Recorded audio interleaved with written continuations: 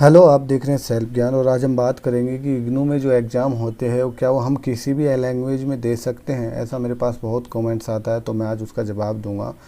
नहीं तो ऐसा ना हो कि आपकी जो इवैल्यूएटेड ही ना हो आपकी आंसर शीट, या फिर आपका कैंसिल हो जाए और आपको जो है बहुत मुसीबत का सामना करना पड़े। तो क्या क्या नियम है हम उसके बारे में जानेंगे।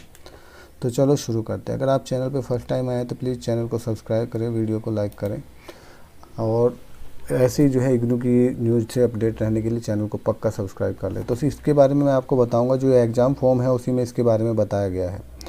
इसमें बताया गया है कि आंसर जो है क्वेश्चन पेपर के वो एक्सेप्टेड है किसी भी लैंग्वेज के अंदर जिसमें प्रोग्राम ऑफर किया गया है। जैसे मान लिया आप बीए करते हैं या बीएजी करते हैं तो उसमें क्या होता है, हिंदी में भी आपका प्रोग्राम होता है और इंग्लिश में भी होता है। तो आपका जो आंसर है क्वेश्चन पेपर के वो किसी भी लैंग्वेज में आप दे सकते हैं। लिखा हुआ है answer to the question paper will be accepted in any language which is program offer. तो आपका प्रोग्राम अगर इंग्लिश में ही है ओनली तो आपको अपने पेपर इंग्लिश में ही देने पड़ेंगे। अगर वो दोनों में है, हिंदी और इंग्लिश दोनों में प्रोग्राम होता है, जैसे कि आपका बीए है, बीकॉम है ना, बीएससी है, हिंदी और इंग्लिश दोनों में होता है तो आप दोनों में उसको दे सकते हैं। Answer script attempted in other language will not be evaluated and cancelled without the information. जो अगर आंसर शीट आप किसी तीसरी लैंग्वेज में लिख देते हैं, जैसे मान लिया आपका हिंदी और इंग्लिश में कोई कोर्स है लेकिन आप अगर उसको पंजाबी में या दूसरी किसी लैंग्वेज में तेलुगु में लिख दोगे तो वो आपकी आंसर शीट चेक ही नहीं होगी और बिना किसी इन्फॉर्मेशन के आपको क्या है उसको रिजेक्ट कर दिया जाएगा, वो कैंसिल हो जाएगी। तो आप समझ गए, आपका जिस में प्रोग्राम ऑफर्ड है उसमें ही आप जो है अपने आंसर लिख सकते हो। एक और बात इसमें लिखा हुआ है, student an option to attempt the examination of course in Hindi medium irrespective of the registration of the same in English.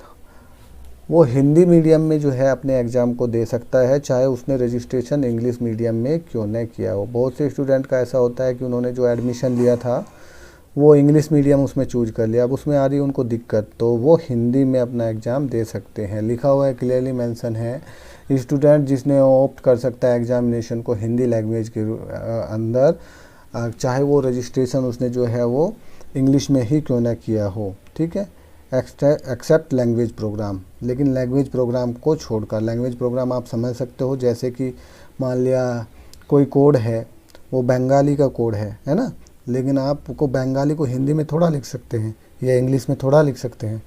तो उसके लिए आपको क्या करना है, जिस लैंग्वेज के जो कोड होते हैं उनको उसी लैंग्वेज में लिखना है।